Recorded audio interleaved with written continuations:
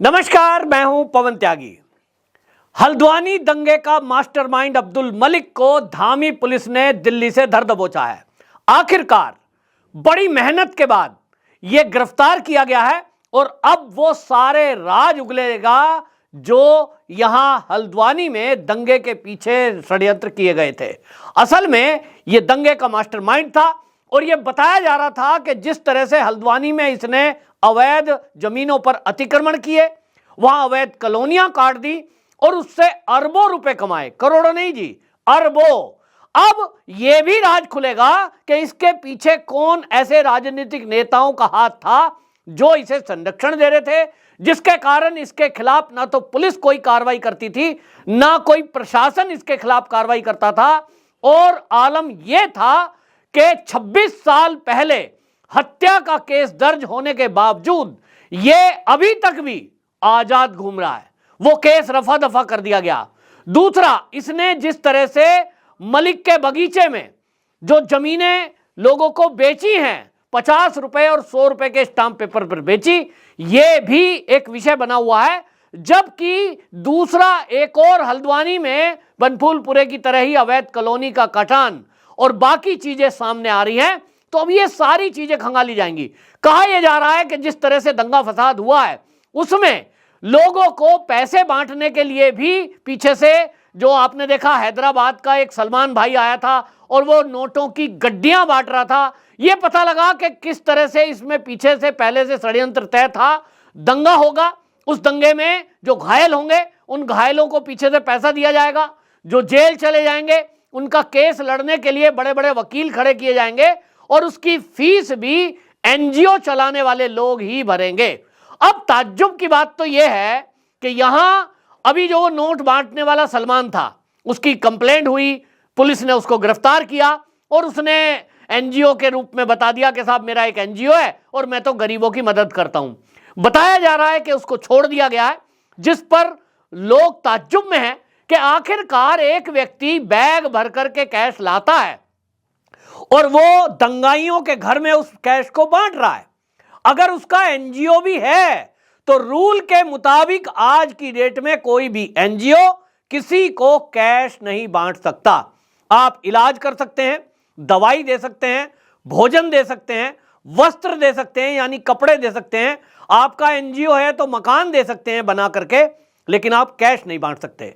अब यह भी एक विषय बना हुआ है और इसमें धामी जी जरूर इस पर ध्यान देंगे कि क्या अभी भी ये जो अब्दुल मलिक और इसके लोग हैं, इनकी पैठ अभी भी शासन और प्रशासन पर बनी हुई है। मेरे पत्रकार मित्र हैं हल्द्वानी के अंदर, वो बता रहे हैं कि ये जो अब्दुल मलिक है, इसका साम्राज्य उसी तरह से है जैसे उत्तर प्रदेश का अतीक आपने देखा था। अतीक अहमद और अब्दुल मलिक, इन दोनों में एक समानता है कि दोनों ने जमीनों पर कब्जे किए, सरकारी जमीनों को प्राइवेट लोगों को बेच दिया, शासन प्रशासन में पकड़ थी, राजनीतिक दलों से संबंध थे। लेकिन इन दोनों में एक अंतर है कि अतीक अहमद को पूरा यूपी जानता था, पूरा यूपी जानता था कि वो एक माफिया है। लेकिन ये जो अब्दुल मलिक है, इसका नाम तब सामने आया है जब ये दंगे हुए हैं। अगर हल्द्वानी में दंगे नहीं होते, और हल्द्वानी में दंगे कब हुए हैं?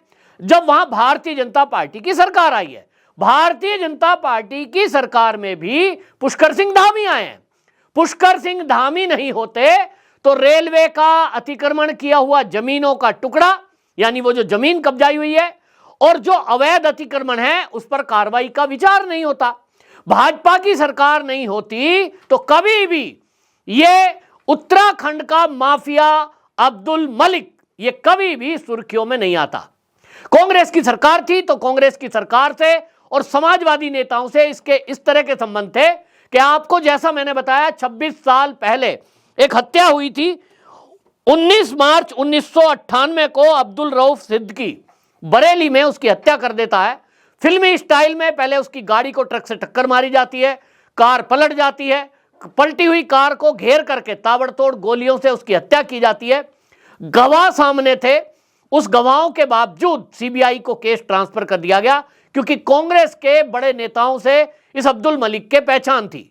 और इसके कारण से, जैसा मैंने आपको पहले भी बताया है कि उत्तर प्रदेश का उस समय का जो राज्यपाल था, आप सोचिए सूरजभान उत्तर प्रदेश के राज्यपाल बने 20 अप्रैल 1998 से लेकर 23 नवंबर 2000 तक वो जो है सूरजभान गवर्नर रहे हैं और अब्दुल मलिक उनके हेलीकॉप्टर में घूमता था। उनके हेलीकॉप्टर से लखनऊ जब वो उतरता है पहली बार, तब लोगों की नजर में आया, अरे इसकी तो बहुत पहुंच है। और इसी के कारण से आपको बता दूं कि अब्दुल मलिक की गिरफ्तारी के बाद इन नेताओं की, जिन लोगों ने इसके जरिए पैसे कमाए हैं, पैसे लगाए हुए हैं, प्रॉपर्टी में पैसे लगाए हुए हैं, उनकी नींद उड़ी हुई है। उनको लग रहा है कि अब एक एक करके उनकी भी पोल खुलेगी।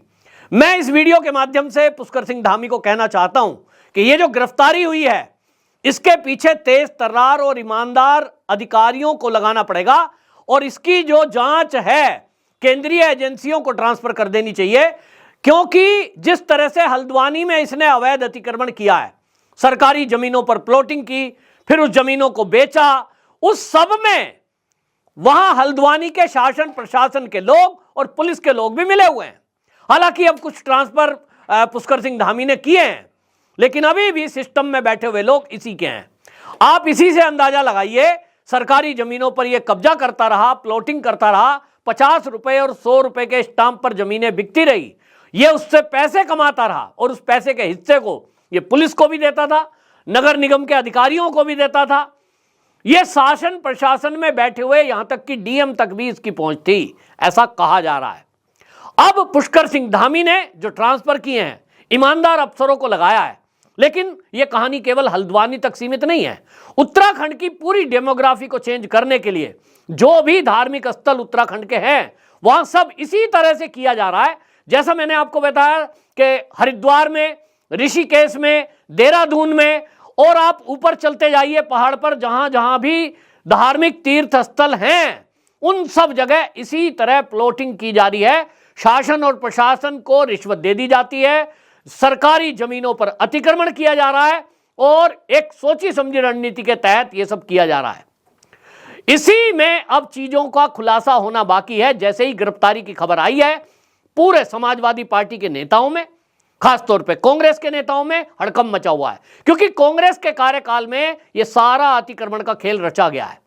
भारतीय जनता पार्टी की सरकार अगर उत्तराखंड में नहीं आती तो यह खेल चलता रहता और एक अतीक अहमद उत्तराखंड का अब्दुल मलिक के रूप में पनप रहा था, जो गैंग बना रहा था, जो गुंडों को पाल रहा था। और इसका हौसला देखिए कि पुलिस और प्रशासन को जान से मारने के लिए जो हमले हुए, उसमें भी ये लोगों को तसल्ली दे रहा था।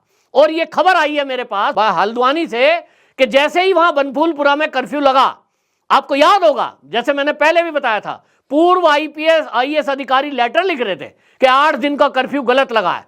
बहुत सारे कांग्रेस के और समाजवादी पार्टी के नेता बयानबाजी कर रहे थे, कर्फ्यू क्यों लगा दिया गया है, लोगों को घर में कैद कर दिया गया है। उस कर्फ्यू में जैसे ही ढील दी गई, बड़े पैमाने पर बाहर से पैसे आए हैं और वो पैसे इसके, ये कहा जा रहा है मार्केट में इसने करोड़ों रुपया इसी तरह ब्याज पर चला रखा था। और उन लोगों का पैसा फिर दंगे में चपेट में आए हुए लोग या जो दंगे में जेल में गए लोग, उन दोनों तरह के लोगों को वो पैसा पहुंचाया गया है। नाम एनजीओ का है, लेकिन काम वो लोग कर रहे हैं जिनके संबंध कहीं ना कहीं पीएफआई और सिम्मी से हैं। तो ये बड़ी एक मैं कहूंगा कि ये एक बड़ी सफलता उत्तराखंड पुलिस के हाथ लगी है। लेकिन इसके पीछे कौन कौन लोग हैं और इसमें शासन प्रशासन के कौन लोग हैं जो इसको शय देते रहे हैं, इसकी जानकारी इस व्यक्ति से तभी पता लग सकती है जब सरकार इसके लिए नार्को टेस्ट कराए। और यह होने का नहीं है, क्योंकि आप देखेंगे कि अभी तुरंत ही तत्काल अभी गिरफ्तारी की खबर जैसे ही आई, हाई कोर्ट में इसके लिए बेल एप्लीकेशन लगा दी गई है। 27 फरवरी उसकी तारीख रखी गई है। हालांकि कानून के जानकारों से मेरी बातचीत हुई है, वो ये कहते हैं कि जिस तरह की धाराएं इस अब्दुल मलिक के खिलाफ लगाई गई हैं कि पुलिस पर हमला, प्रशासन के लोगों को जान से मारने का प्रयास, सरकारी वाहनों में आगाजनी और दंगे का मास्टरमाइंड, इसलिए इसको जो है इतनी जल्दी जमानत नहीं मिलनी। लेकिन आप ये देखिए कि अब सुप्रीम कोर्ट में भी ये जाएगा और जैसा हमेशा होता आया है कि सुप्रीम कोर्ट में तो जाते ही राहत मिलती है। खैर अब देखते हैं क्या होता है इस मामले में। लेकिन इतनी बात जरूर है कि यह दंगा कोई साधारण दंगा नहीं है। रेलवे की संपत्ति और जगह जगह सरकारी संपत्ति पे अवैध कब्जा करके एक पूरा गिरोह। और ये अब्दुल मलिक एक काम और करता था कि जहां भी इसने कॉलोनी काटी है, चाहे वो मलिक का बगीचा है बनफूलपुरा में, ये जरूर बना देता था। बन गया, इसका मतलब लोग कहते थे भाई धर्म का काम बहुत कर रहा है। और उसके पीछे हेतु क्या है? हेतु यह है कि जब भी कभी ऐसा बुलडोजर चलेगा, जैसा कि अभी हल्द्वानी में फिलहाल चला था, ये उसको धार्मिक रंग दे देगा। ये कहेगा देखो जी बीजेपी वाले और मस्जिद तोड़ रहे हैं, जैसा कि अब कोशिश भी हुई। आपने देखा है कि इकोसिस्टम खड़ा हुआ और उस इकोसिस्टम में बहुत सारे एक्स के अकाउंट, यानी जिसको ट्विटर बोलते थे पहले, सोशल मीडिया अकाउंट से वो वीडियो प्रसारित की गई, फोटो प्रसारित की गई। जो हैदराबाद का वो सलमान आया था, वो भी अपने इंस्टाग्राम से ऐसी फोटो डाल रहा था, देखो भाई हल्द्वानी में हमारा धार्मिक स्थल तोड़ दिया गया, हमारा बच्चों का पढ़ने का मदरसा तोड़ दिया गया। यानी विक्टिम कार्ड खेलने के लिए भी इनका एक टूल किट पूरी तरह तैयार था। अभी भी वो एक्टिव है, अभी भी विक्टिम कार्ड खेला जा रहा है। और इसीलिए इनके उस टीम बी और टीम सी पर भी प्रहार करने की काफी आवश्यकता है। ये जो सोशल मीडिया अकाउंट से उत्तराखंड की पुलिस, उत्तराखंड की सरकार उनके विरुद्ध जो माहौल बनाने की कोशिश कर रहे हैं और ये देश को बदनाम करने का काम कर रहे हैं, उन पर भी आईटी एक्ट में कार्रवाई करने की जरूरत है। देखते हैं, बड़े बड़े राज खुलने जा रहे हैं और इसमें जैसा कहा जा रहा है कि कांग्रेस के बड़े लीडर और समाजवादी पार्टी के कई बड़े नेताओं के राज पर्दाफाश होने जा रहे हैं। आपकी क्या राय है? कमेंट बॉक्स में जरूर बताएं। वंदे मातरम।